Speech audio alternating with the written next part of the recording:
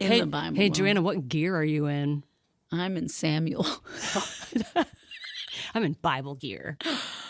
You put that... BG. Hope your clutch foot is loose because we're about to shift into Bible gear. Bible gear. It's the podcast that Sly Serpent warned you about.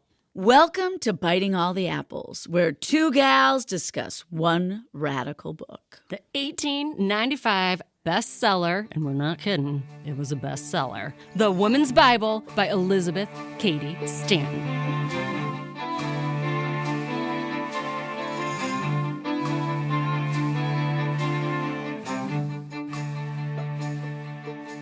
I'm Sarah Kay. I'm Joanna V. Guess what's going on today? I don't know. Tell me. Kings. No, I do. Yeah, I know. I hope you know. I'm ready.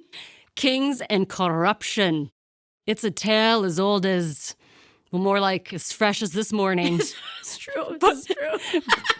But one of the, I'm already like, It's so fresh. It's so fresh. But one of the oldest and most popular stories of a man-king's rise to power is written in the book of Samuel.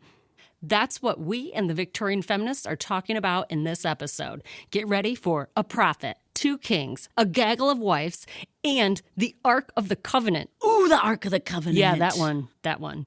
By this point, you probably don't need a disclaimer that these stories will feature men doing horrible things and being forgiven and then lauded. But we'll still repeat our classic reminders before we get into it. This is for your safety and your listening pleasure. Biting All the Apples covers analysis of religious text. Some listeners that are religious out of the need for the illusion of certainty may find the content offensive. Biting All the Apples also discusses historic texts and feminist movements. We recognize that individuals, groups, and alternative movements have been left out of the mainstream history. We will note that whenever possible.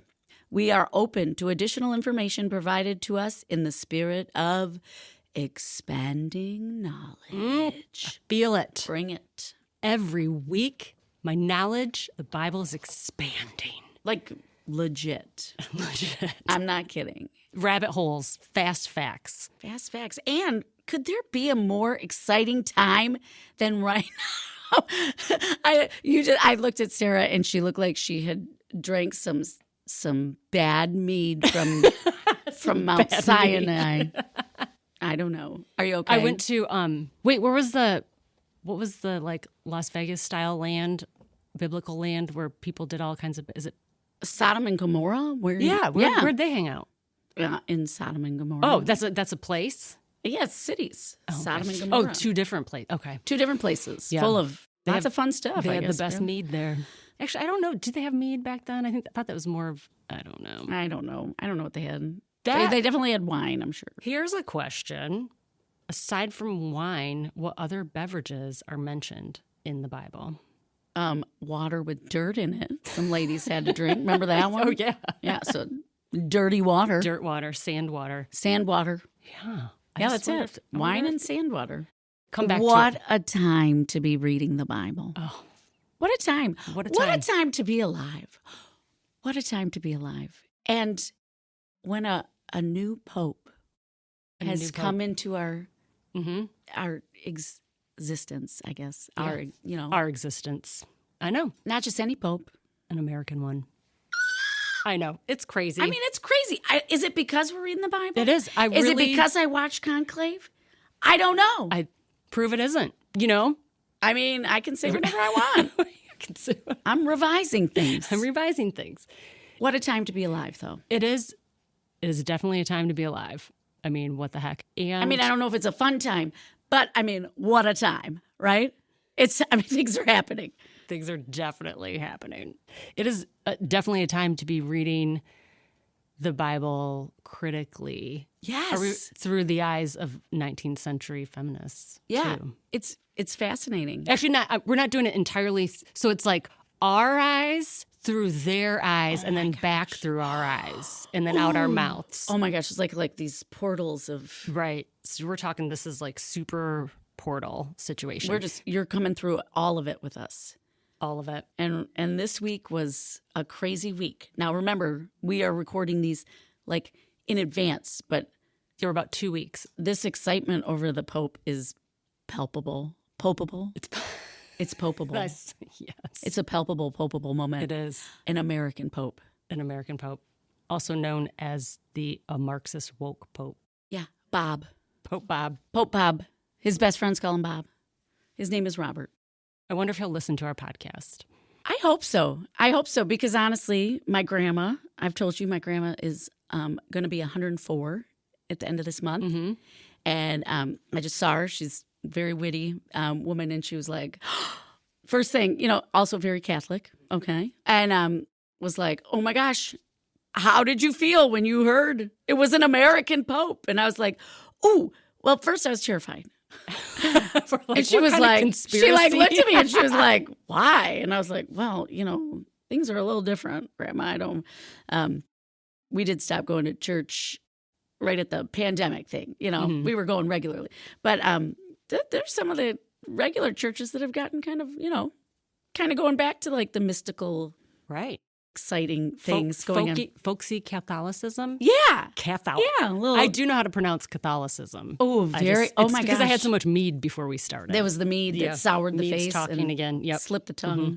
But yeah, so and I was like, but then I found out that he is not, speaking in tongues or anything. He actually speaks 6 languages and does all these things. And I'm like, if he did listen to our podcast, my hope is that he comes to America more often and maybe he'll meet with us and sit down and we'll finally get this business of revising.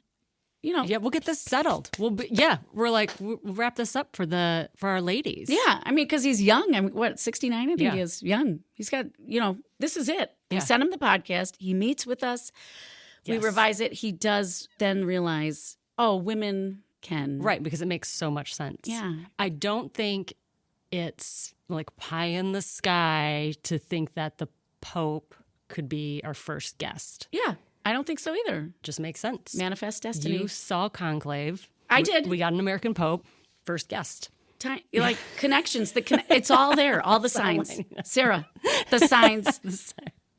I'm ready. I'm ready for it. We should get to him because we only have a few more books left of the Old Test. I almost said the Old Testy. I mean, there is a lot of talk of birthing. I know. So and there's lots of old testes in there saying, because if you're 110 and having babies, we do want to get some guests. We should think about like dream guests, but definitely Pope would be Pope. Your grandma.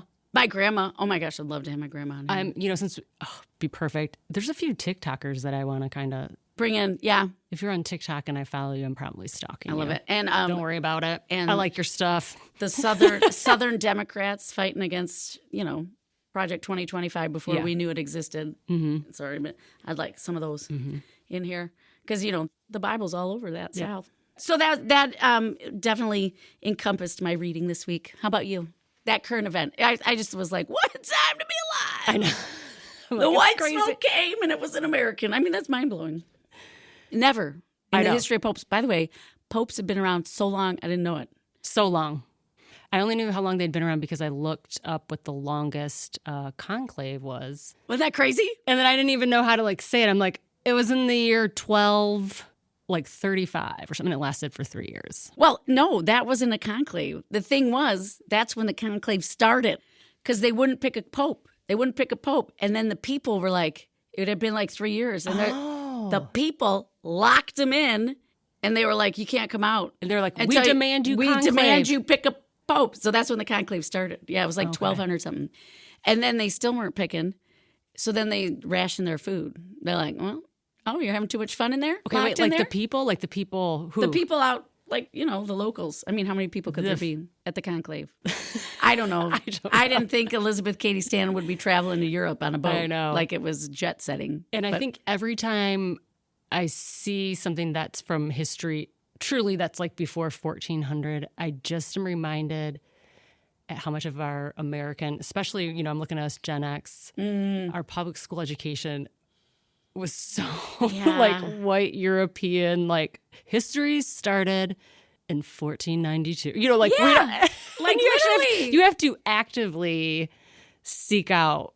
I actually found there's obviously so much stuff. I found out how deficient my knowledge was when I started dating my husband, and he was like, he's like, no, like, what do you do in your schools? Like, you didn't have to learn this stuff. And I'm like, I think we learned stuff. Why? What was it like there? And they're like, yeah, we studied, and like you had to learn history, like all history. Like, did he learn oh, like ancient, like world geography and yeah, stuff? oh yeah, all of it, like big time. In the history of other countries? And like not in college. No kidding. But like in, yeah. And I was like, oh, yeah, well, maybe we're lacking, but we're fun. And we did thematic units. We did thematic units, and we were good at sports. Good at sports. Yeah. As long as they're short and violent, you know. Those ones it really, I mean, I think students are getting a better education. I don't know. Seems like history and that type of stuff is probably hopefully, cut. I mean, it is what you make of it. So it's what you're allowed to teach. But yeah, nothing like vigorous history, unless you're going to be going into history. It is still pretty surfacey. And then you run into times like, you know, these, what a times to be alive. And I'm like, yeah, a lot of people, if I think I don't know, and I actually have like read a lot of stuff. Yeah, what a time. What a time. What a time. That's what informed my reading of Samuel. Yes. Which is about priests and stuff. It is. So, speaking of expanding knowledge, one thing that I learned about the book of Samuel, because when I first started to read this in the Women's Bible, and it says the books of Samuel, because there are actually 2 books. I guess it depends on what Bible, but I'm like, I heard tell that the reason they had 2 books is because it relates to the scrolls, because it was such a long scroll, so there were actually like 2 scrolls. Oh, probably. So, I mean, I don't know. Don't the things cite I've read, me as a source on that, but that's what I heard. I believe it. Well, and then remember when we were in the beginning, they were talking about transcribing it. There were these different scrolls that had different things in them. So like different people were like, they were like, "Ooh, we better write this down 2 or 3 times," because you know they were writing on paper. It's not like they had microfiche, right? They had a double duty. They didn't have a copy machine. They have a copy machine. So maybe it was 2 scrolls, and they were like, well, they're kind of different. Let's write it down. We'll just call it the books of Samuel. The books. And it was interesting and weird. This is the most novellic of all the books we've read so far. I don't know if that's a real word. But you know, it's like a sweeping story. It is. I mean, Ruth was a story too, but this one is more like... Ruth was... The only sweeping thing about Ruth was the housework. You know what I'm saying? Like that. She liked to work, and you should too, ladies. And she was humble. She didn't have a nice face, but she could work. Yeah, and this one's more about babies and not having babies. So people who can have babies and people who can't have babies. That's exactly right. And if you pray good enough, you might be gifted a baby. And this is... in your womb. The overall stories in the book of Samuel, it is about... So Samuel is a prophet. He's a priest and a prophet. And he's telling, it's essentially the story of when the Israelites were like, we don't want to be in these little tribes anymore, and we want to have a king and a leader, which I'm already like, what? Yeah, who decided that? But probably a human. Yeah, but that's the overall. And it's the story about finding, you know, this designated king. And the first guy they pick is this fella, this lumberjack named Saul. Oh, and he's like a real beef bus, I guess. Better call Saul. Yeah, he's like a big burly dude. But so I think that is funny that they, in the Bible, they're like, we need a king. Yeah. You know, we need a king. I never thought about that until we're here, and apparently some Americans are like, we need a king. That's what I got reading this. I'm like, it is all right here in the Bible. But in the Women's Bible, this is actually a small-ish chapter again. Yeah. Right? Did you notice that? And that's why I wanted to go over like what the story is, just to get the context, because the stuff that Elizabeth comments on isn't like, she's not going to talk about David and Goliath or this move to the monarchy. Yeah, because she's like, you know all that. Right. But, you know, honestly, But a lot of you listening might not know it because you might be like us and be like, well, maybe I learned that. But and what you bring up, so the themes that they're focused on are these, again, the treatment of women and more themes about men being dastardly and then forgiven. So we'll talk about that. Did you notice out of the whole Women's Bible so far, the first part, like so it's only Elizabeth responding to these sections of Samuel, and the first couple of parts are really almost just like summaries. They are. Instead of her sassy takes. But every once in a while you get a little sass. But it's almost like it's not as overt, I guess. Right. And this is part 2. So maybe I don't know. Maybe she just changed her, because she had all that criticism. So maybe they changed their tactic. I don't know, because we just Well, because that's when it changed, right after all the critical, right? That's when her responses kind of changed to be less. Oh my God, we're just less discovering humorous, less humorous. Oh right? No, right? What if the rest of is this going to ruin our podcast? No, because she does have some things. Okay, I'm telling you, I won't you give just up. you Okay. just have to forget it. It's like I said, it's there. It's just not overt, right? You're so right. How did I not put that together? But so again, well, I actually just put that together. It's when we talk, and I'm like, connections. I know that's why the expanding knowledge. Human brains are meant to work together. Yes, fascinating, right? But it is true. And what we're talking about is the Women's Bible was actually published in 2 volumes. The first one was the Pentateuch. Mm-hmm. And then now we're in the Women's Bible Part 2. Yeah, they were like, we're going to keep going. We want to get that first part out, and here we go. But then so was Judges, and they were sassy in that. They weren't like super sassy though. You're right. You know, it wasn't as like in the first half. Yeah. So this book, Sam, they were the Samuel. I like to call him Sam. Fine. The book of Samuel. It's our podcast. We call him whatever we want. So the last 2 of the judges of Israel, Eli and Samuel. Okay. Mm-hmm. They were just priests. They weren't warmongers or anything. And they were just men having lots of babies and taking the wives still. I don't think Eli, doesn't really say Eli had anybody. Eli was just sitting in a temple, right? Mm-hmm. But very interesting about the women and babies and how men have like multiple wives just over and over again. I'm like, I just guess I never realized because funny, growing up, you'd always hear about all of those Mormons in Utah. They just and I'm like, wait a minute, everybody could be doing that. Right. I mean, I told you, I even tried to look up, I'm sure I just need to dig deeper, like why is there so much polygamy in the Old Testament, but it's just not. Yeah, it's not. Why they're like, but we don't do that anymore, and now you have to wait to have sex till you're married, and you have to stay with that person until you're dead. Yeah, I'm like, how did it go from Hannah and the other wives? And they didn't even change it. Like they didn't even revise it. They're just like, oh yeah, just ignore that and listen to me. Right. So weird. It's so weird. So weird. But somebody out there knows something, and I don't want to. And I don't. I've seen the stuff on the internet where they just talk around it, and they're like, they didn't really mean that. Or what? So, okay, anyways. Weird. But there was some biting things. The story that is mainly focused on here is this, I don't know how to say his name, Elkanah? Is that his name? Elkanah, yeah, sure. Elkanah, who just had a rough time because he had 2 wives, is how they said it. It was kind of funny. It was the result of being married to 2 wives. Yes. One lady could not have kids.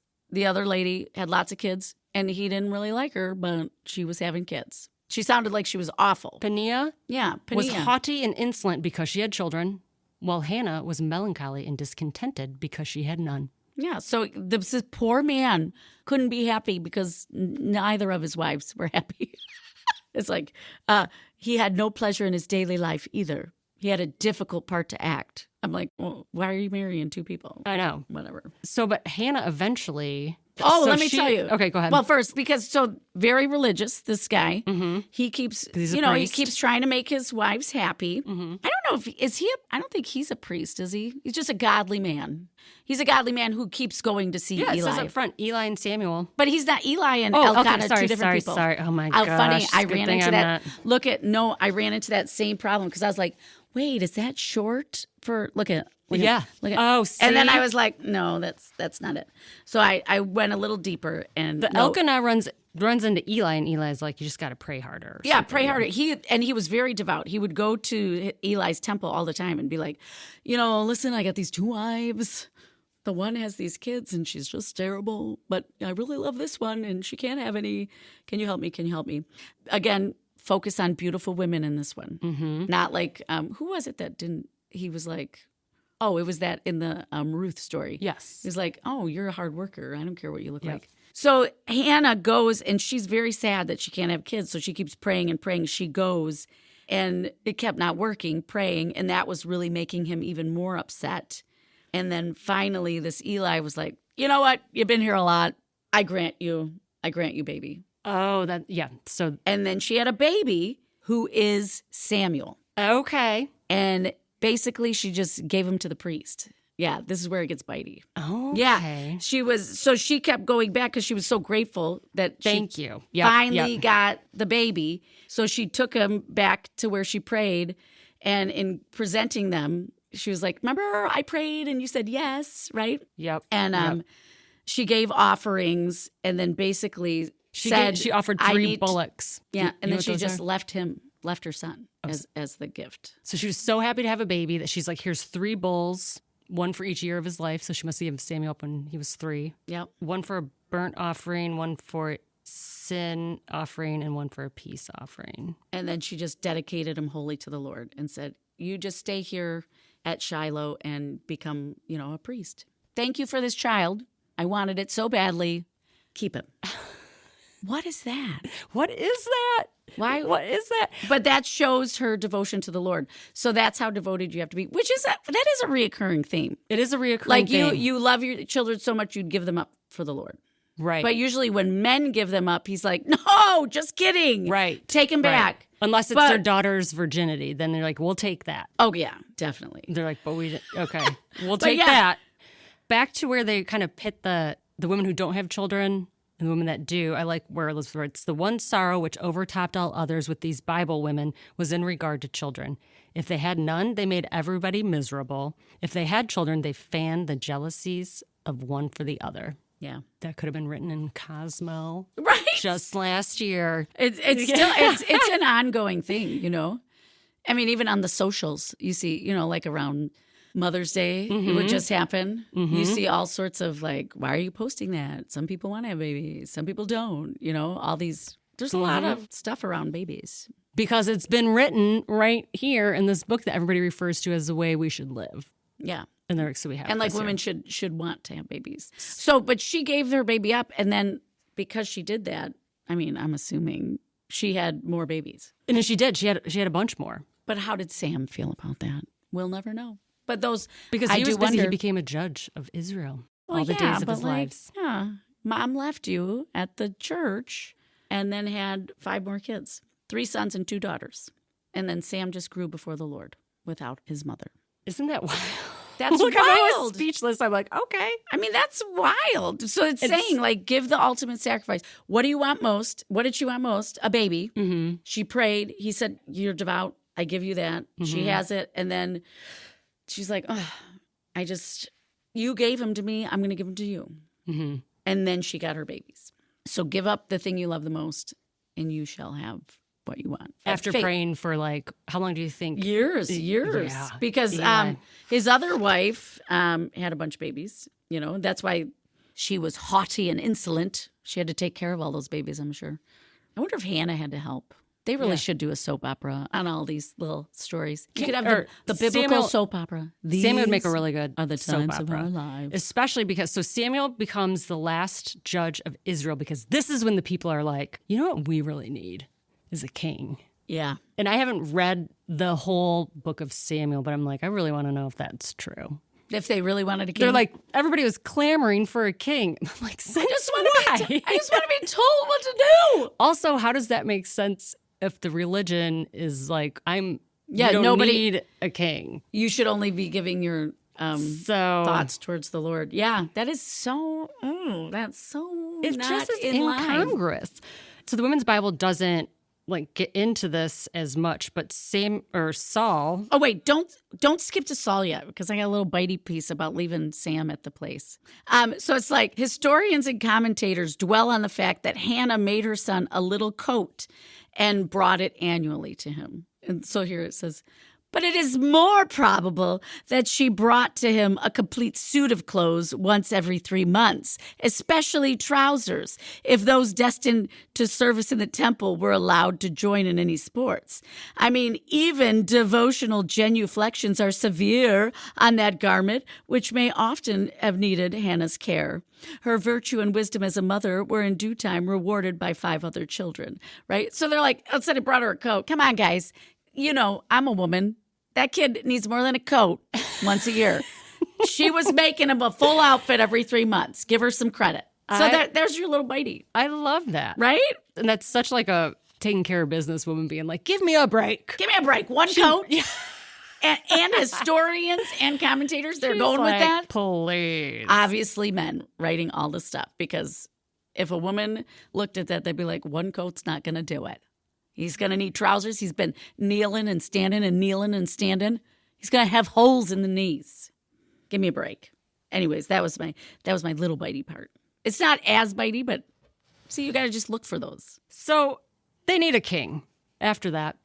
So Samuel's like, I guess I'm the last judge. So the people, so Saul, as I told you, the guy that was super like beefcake dude, strong, he's chosen to rule over them. And they don't get into this in the Women's Bible, but they do the Israelites go to war with the Philistines. Yes. Right? Yep. And I believe that David... Yes, this is when it happens, in that war. In that war with the Goliath thing. So, and he's like a total badass. I did look up, that was 1063 BC. Wow. Before Common Era. Or before Christ, if you're a Gen Xer. If you're... and you can't fix that in your brain. And so Saul is a little bit like, I don't know about this dude. He's going to steal my thunder. Yeah. Oh, he was totally jelly. And they talk about how there's a bunch of women coming out singing and dancing. Yeah. Saul had killed his thousands, but David killed his tens of thousands. Woo! And they sang it like that. Elizabeth writes, it is not probable that any of these battle hymns, so much admired, emanated from the brain of women. The blood and thunder style shows clearly that they were all written by the pen of a warrior long after the women of their respective tribes were at rest in Abraham's bosom. But I love that term, blood and thunder style. Yeah. I love it. So I guess it was more AC/DC style. So instead of like stomp clap, it's like blood and thunder. Saul has killed his thousands. Thunder. Saul had killed his thousands. But David killed 10,000s. Yeah. So we need to look up those songs, man. It's funny. So they, even if a man wrote that, they still go on to say, Saul hated that song. Yeah. He was like, Saul's like, what do you mean? He's like, don't play that shit around me. I'm the king. That's right. But the people were really impressed by David. And David was just like a son of a shepherd. He was like a nobody. Yeah, but man, he could throw a rock. He could throw a nice rock at a giant. I don't know if this is, do they even mention this in the Women's Bible? But from what I understand, the Israelites brought the Ark of the Covenant to the war. And they were trying to flex. This is the thing. Do you know what was in the Ark? I looked this up. Because I was like, the Ark? Are there Noah's Ark? What the heck? No, the Ark of the Covenant, like Indiana Jones. Do you know what's in it? Do you know? Because I looked it up. Do tell. The 10 Commandments on the tablets are in there. Well, in a chest. Okay. This is what I'm telling you, this is where it gets real soap opera-y. And so they bring that to the battle to kind of flex, like, look, we got God, we got the Ark of Covenant. We got the Moses writings. Supposedly the main takeaway from the book of Samuel is about humility. Oh. So the Israelites are punished for flexing with the Ark of the Covenant, and the Philistines take it. Sons of guns. And they put it in their temple, the temple of their god Dagon, or Dagon. Have you heard of this? No. So this is why I'm like, the stories in this are fantastic. Until I read it. But what I find interesting, because I'm sure there's somebody out here that knows the deeper symbolism of all. Actually, I can count on somebody else knowing. Yes. Oh my gosh. But the god Dagon, the Pope would know. So I looked him up, and he was like an agricultural god that was half man, half fish. Ooh, I like that. But that's what the Philistines worshipped. Is there a symbolism to show that the Israelites, or like, this new monarchy and the king rule was going to take over the people's ability to worship and learn about like feeding themselves? Goodness. I don't know. I'm just like, is that a thing? Does anybody know? I think you just made it a thing. I made it a thing. You made me think about it. Yeah. Actually, it makes sense. So send me on this path of discovery. Yeah. I was like, that's interesting. You know, I come back next week.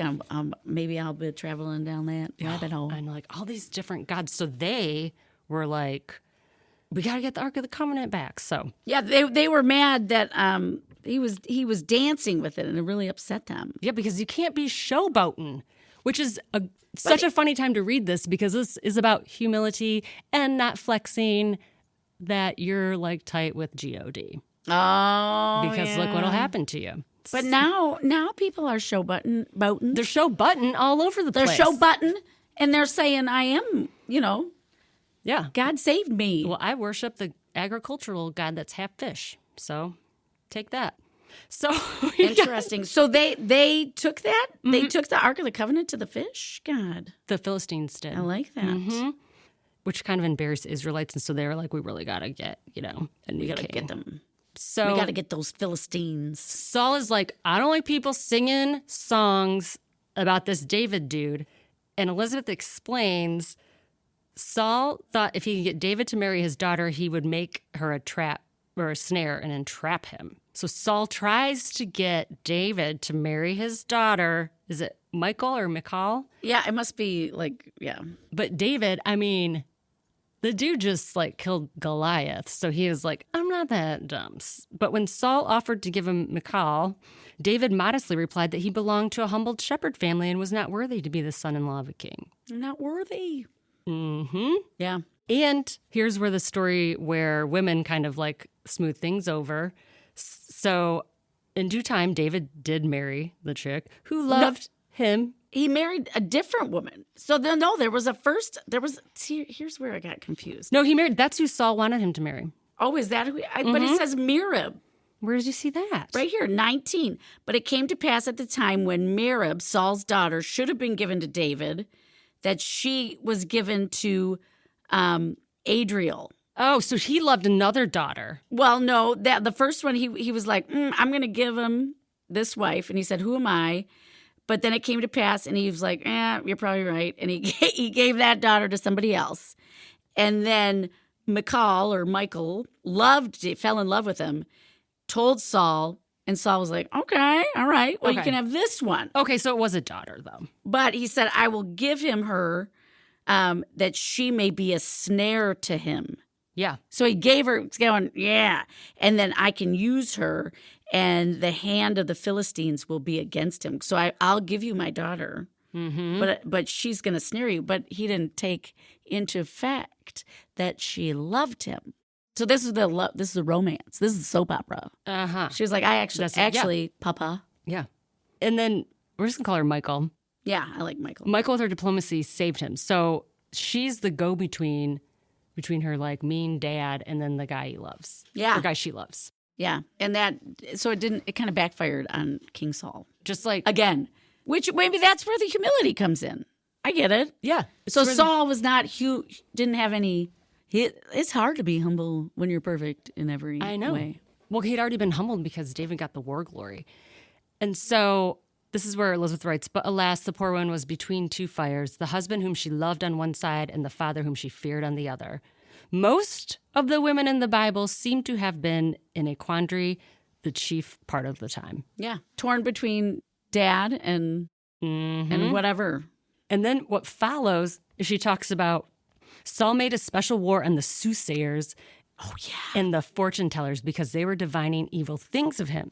But losing faith in himself and embittered by many troubles, he went to the witch of Endor to take counsel with Samuel. I love that this is in the Bible. Hoping to find more comfort with the dead than with the living. The witch recognized him and asked him why he came to her, having so cruelly persecuted her craft. My notes in the side say, what? Oh, now you want a witch. Yeah, necromancing. See, there's the key. He's totally necromancing. So they're using it when it's convenient. Yeah, because he was literally putting people in jail for that. And that is what... And the witch was terrified. She was like, what are you doing here? You are killing my people. And now you want me? But it was because his daughter turned on him. Absolutely. And that was really, really upsetting. But that's the themes of this are how, and I saw that, did she write this? I saw this somewhere where the book is about, or just constantly, the book as in the Bible and then the book of Samuel are all about men not having to adhere to laws they made. Oh yeah. Oh my gosh.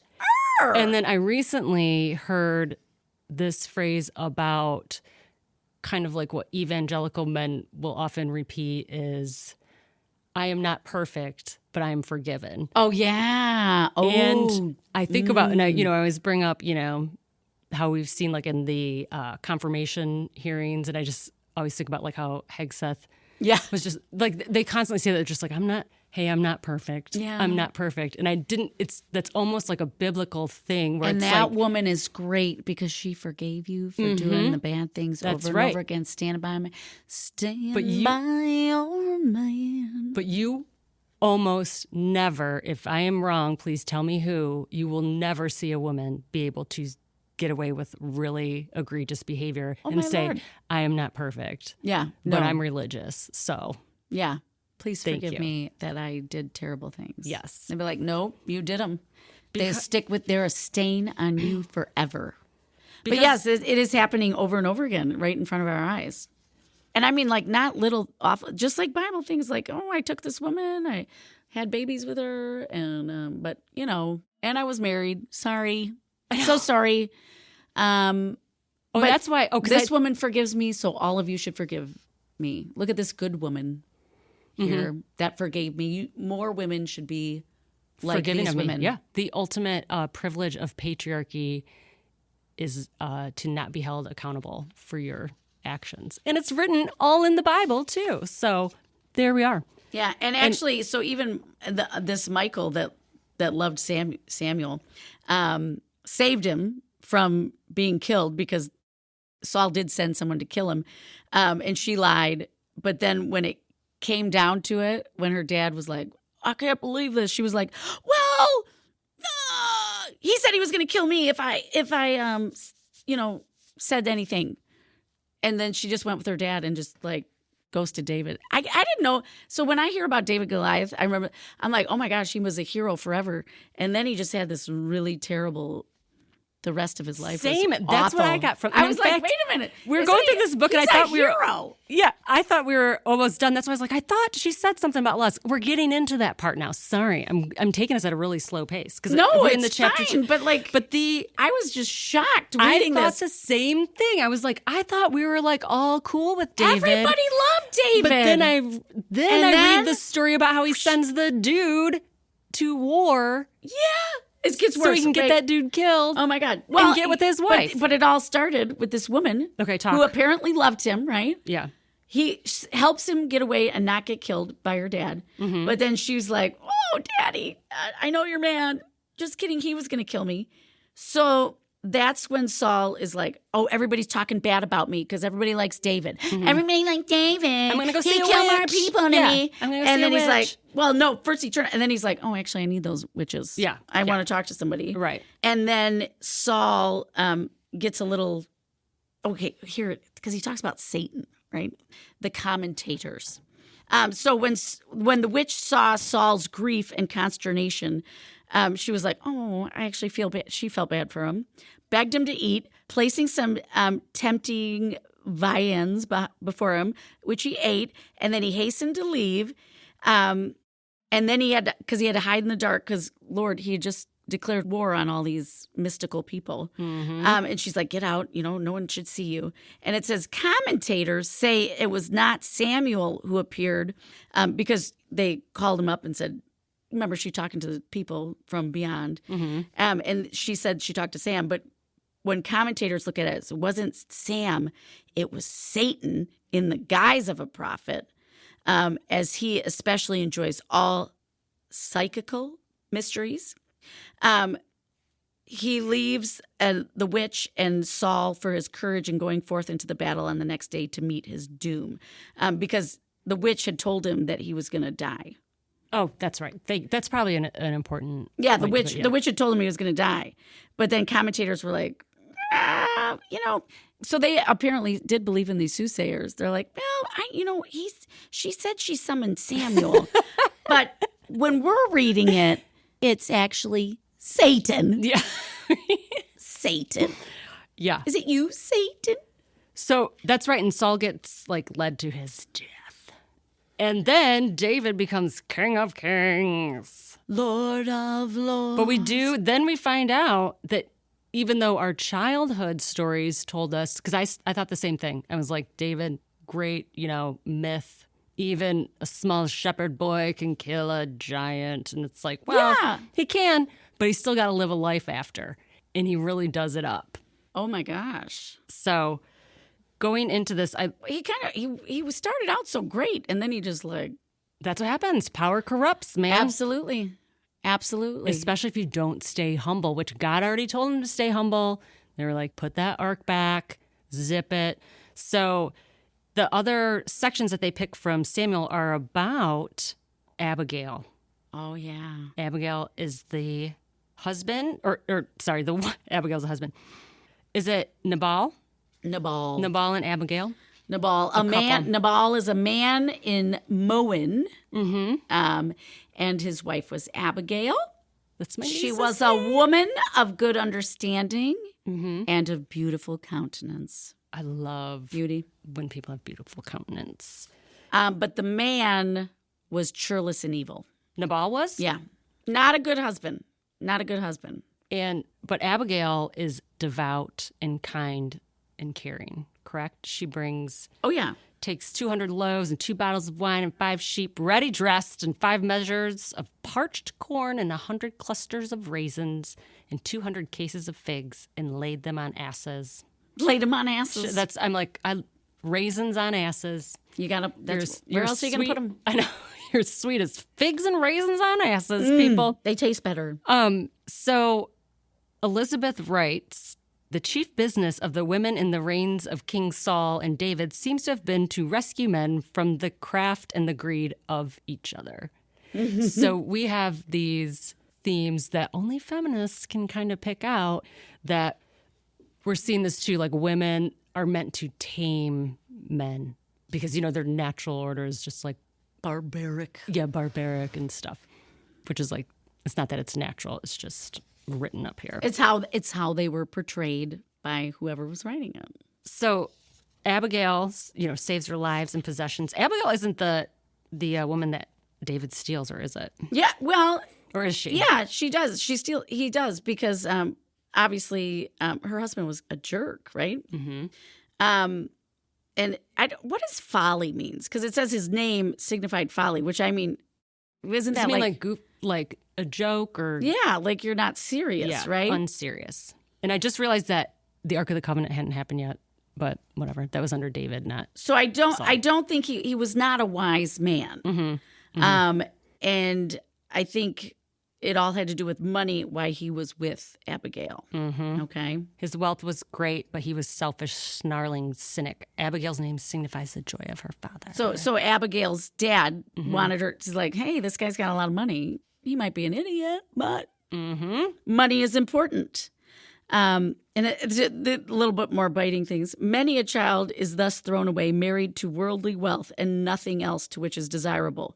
Wisdom is good with an inheritance, but an inheritance without wisdom is good for nothing. It's good for nothing. And that's what the ladies are saying. They're like, why are you training us that here, marry this folly of a man? Just for money. Just for money. Mm-hmm. The father sent her there for that.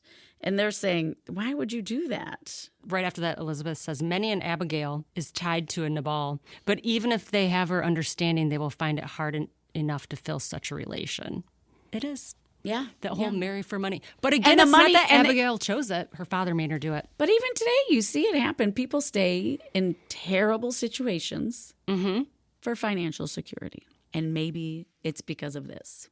And actually, maybe the whole thing about capitalism money. And the way it's that just money. The economy is the whole money thing pulled into this book. If you think about all of Judges, it's all about money. Like, and what is money? Texas. So we get into, what's the story? So Abigail messaged her. Sam gets killed, right? David and his men return from Samuel's funeral. She stayed with this asshole for money. Okay. Even though she knew it was wrong. But then when David came in, she was like, actually, I'm going to turn on you. She decided not to worry about the money, I think. But why? Somebody wants Nabal's money? So David sent to him most gracious messages, but he replied in his usual gruff manner, who is David, that I should share him with my riches. Oh, yeah. Nabal's the one that was going to... See, they bounce back and forth. That's what it is. I know. That's why I'm like, what the fuck is going on? I don't know. So they go to this funeral for some reason. Look, you think we're scattered? Just get a copy of this book. Okay? Come on. They bounce around. They bounce around. So Samuel dies. We don't know why. He just dies, maybe old age, maybe he saw a soothsayer. But David and his men, they're at the funeral, and for some reason, they need provisions for the traveling. And they knew that Nabal, Abigail's husband, was a man of tremendous wealth. Yeah, he had all the money. Nabal is like, who is David that I should share with him my riches? What care I for the son of Jesse? Yeah. You know? And Abigail doesn't like make excuses, but she was the one that kind of smoothed things over. So once again, we have a woman brought the kind stuff. of, and she brings the stuff, she brings them provision. So that On a lighted is ass. what's going on. Yeah. And somehow Abigail, by her humility, completely disarmed the king. With great respect and complacence, she urges him to lay all the blame on her and to attribute Nabal's faults to his want of wit, born simple, not spiteful. Abigail puts herself in the attitude of a humble petitioner. So, again, they're like, women, you are holy because you're smoothing over bad behavior of a man. Of a man. Of a really not smart man, even. So Elizabeth says something about wives obey your husbands. Did you have a little comment on that? Well, yeah. Well, because she did not, right? So she was saying, this is an interesting lady here because she did not obey. And with what little reason we have to value the wealth of this world, says the historian, when such a churl as Nabal abounds in plenty, while such a saint like David suffers want, like he needs things. He's not a man of wealth. Right. And he kind of was thrown under the bus even after killing Goliath, which was like a big moment in his life. Then Abigail steps in to kind of help because she sees that he's a good man, I think. Who, David or Nabal? David. Okay. Yep. David. Not that he was the greatest man because obviously things went really bad for him. But Abigail gave him all of this stuff, put himself in the middle. And then it says the Hebrew mythology does not gild the season of courtship and marriage with much sentiment or romance. So Nabal obviously wouldn't have been on board with giving him all this stuff. And then 10 days later, after she gives all this, he dies, right? Mm-hmm. And David's like, well, I'll marry you. Yep. Don't worry, babe. Don't worry. Thank you. I'll marry you, and maybe I can have all the money that you got from Nabal, I would assume. So it was a move. It's so soap opera-y. Yeah, so everything was transferred. So it wasn't like a big, like, I fell in love. It was like, oh, yeah, you gave me that stuff. This guy died. Yeah. Thanks Just so much. And I'll take you. And yeah, right after Elizabeth wrote that about without much sentiment or romance, the transfer of a camel or donkey from one owner to another, no doubt, was often marked with more consideration than that of a daughter. yeah. So they're like, you come with these riches. Did you like this last paragraph in this section where she says, we have no beautiful pictures of lovers sitting in shady groves, exchanging their tributes of love and of friendship, their hopes and fears of the future, no temples of knowledge where philosophers and learned matrons discuss great questions of human destiny, such as Greek mythology gives to us. Socrates and Plato learning wisdom at the feet of the, how do you say that? Diametrias Of their times, give to us a glimpse of a more exalted type of womanhood than any which the sacred fabulists have vouchsafed thus far. Yeah. It's just like they take it, they do, you did great things, and now you're a wife to this guy. So doesn't it pose the question then, how did the idea of romantic love and romantic marriage get intertwined with the Christian faith and Christian marriage? Well, I think that's what they delve into, as that in the real world, we are partners. And no matter what this Bible says, this is at the end, so I don't know if you want me to go there, but the main theme here from the ladies. Yeah, read it. No magnet is so powerful as that which draws men and women to each other. Hence, they rise or fall together. This is one lesson which the Bible illustrates over and over. The degradation of women degrades the man as well. Also, Her face pleaseth me, said Samson, who, although he could conquer lions, was like putty in the hands of a woman. So they're showing the power of the women. Stanton. Elizabeth Cady Stanton. We have that power, but no one else respects it except for us, other women. So it just comes from human nature. Which is kind of why the sacred fabulous, they're like, guys, in real life, look at real life and these teams that come together. Any great love. Teams, right? Teams of people. It takes teams, right? Right. So that the magnet that's so powerful is love, right? Mm-hmm. Shouldn't that be the theme? You're like, that's what the ladies were trying to say. That's what the ladies are trying to say. There's no difference. Man, women, we're together. Whatever. If you treat me badly, it's going to come down to you. Like, how do you not get this? How do you not see this? And that we are intrinsically tied. Yes. And I see what you're saying is that's their whole point. Yeah. That the Bible is like offering no examples of this kind of Teamwork makes the dream work. You know, the power in each gender, like the Greeks and the Romans do. So this is where the part we're all over the place. We get into the part bouncy. we're bouncy. So the Ark of the Covenant stuff happens. That was actually under King David, and he was showboating, and then his life really goes downhill after trying to, he's not being humble. But then he meets this woman Bathsheba. Yes. Uriah, who's the husband of Bathsheba. This is where it turns bad for David. Yeah, he was one of David's soldiers. Well, and also, things get really bad for David. It's just not in the women's Bible, but he has a couple kids. I think he has like 2 sons and a daughter, and one of the sons assaults the daughter. You know what I'm saying? And then the other son. So things get really bad for him. Dude, after he's showboating, he's like show parking the Ark of the Covenant. Mm-hmm. Things go bad. The Philistines get it. But then later they're in war. And so he's like, who's this, fine-faced Bathsheba? But she's married. David, I'm going to summarize real quick. Yeah. David's like, we got to get this dude out of the way, her husband. Yeah. And so he sends Uriah to like the front lines or something with a message that eventually like gets him killed. Well, yeah, he sends him with a message to give to this guy. And the message is, hey, put the guy who just gave you this letter on the front lines and kill him because I really like his wife. And the guy's so good. How Game of Thrones is that? It's awful. Or, I mean, yeah, it's horrible. I was like, that's some dramatic stuff. It's dramatic. It's awful. Poor Uriah. Yeah. Poor Uriah. But apparently Bathsheba, so then they get married. So David had a bunch of wives. Yeah. And he was like a jerk, which is surprising to me because, like I said, growing up, I was like, oh, everybody loves David. He's a great guy. Killed the bad guy. He killed the giant.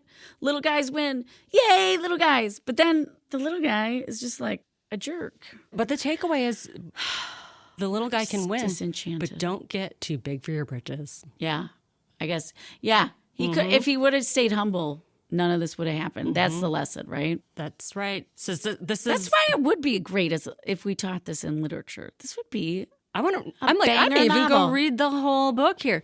This is where when Elizabeth talks about, and this is what we'll just reiterate before we wrap this little thing up, for how much is in the book of Samuel, there's not a lot in the women's Bible, even though we talked about it for an hour. Yeah. But she talks about it was a bad example to his successors. Men who make the laws should not be the first to disobey them. None of his sons was famous, but 3 were infamous, due in part to their father's nature and example. Bum, bum, bum. Tasty nuggets. We got through that. We did. It really is fun to talk it through with someone. I like talking it through and that's with why you. I want more people to talk through this with us. Talk through this. Read it. So we just talked about the rise of the monarchy. Here comes the kings. Kings. Hallelujah. Hallelujah. Lord of lords. Hallelujah. Hallelujah. Yeah. We're going to talk about the Book of Kings. I hear that it is almost like a recap of this. This has been a crazy journey. Yes. Of the Israelites. So I think it's a recap. We're going to find out. And we're going to find out together. That's what we're going to talk about. That's the thing. Like, we don't read ahead, guys. Come with us. Buy the book. I'm on page 153 in mine. Come on. Join me. We got so much more to go. We're well over halfway through the book. Yeah. I shouldn't say well over, because some of those Old Testament ones were really. And honestly, if you're like, oh, it's so daunting, I got to read it, just like flip through it and find the things we're talking about. Mm-hmm. It's not that hard. Just skip the Bible parts. And you'll be like you might be like, man, I got to read this David and Goliath thing because you too thought he was a Yeah. lovely little guy, and that was it. The end of the story. Just kidding. Just kidding. Just kidding. He was an anti-hero, turns out. I'll say Anti-hero. this, going back to what the ladies keep telling us. I think it is cool how men in here, so David himself, he's complex. A lot of stuff happens to him. He's a hero. Yeah. And he does some things. He learns some lessons, and then lots of stuff happens. We do not see the same complexity in any of the female characters. This would not pass the Bechdel test. Okay, keep reading our show notes. It's not that we're desperate, but we're a little desperate for people to reach out to us. Yes, reach Which you can out. do. Reach out. Please. I mean, Reach just out. tell us. How Say, do I have to go pray to Eli every day for 7 years or what? we got to go to Shiloh. So, check our I show mean, we notes. will if we have to. Yeah. Not really. We won't. But Check our show notes. Check the talk. Oh, check the talk. Check the It's talk. rocking. Check the tube. You know what? If you're afraid of leaving a message on a little link, check the talk. Leave a message there. Yeah, just do it. Maybe do a, what are those called? What do they call those where you split the screen and you talk back? What is that? What are those called? You're the talker. I like her. I'm old, guys. What do you Where call it? Split the screen. A reaction video. Reaction? No, it's called something else. Stitched. A stitch. Okay. We got to sign off before we start really revealing Stitch our it. age. I'm I'm like, in what's stitches. the thing where they do with the funny emoji? Okay. Anyways, next LOL. week, Kings, thank you. Thank you. Stay royal.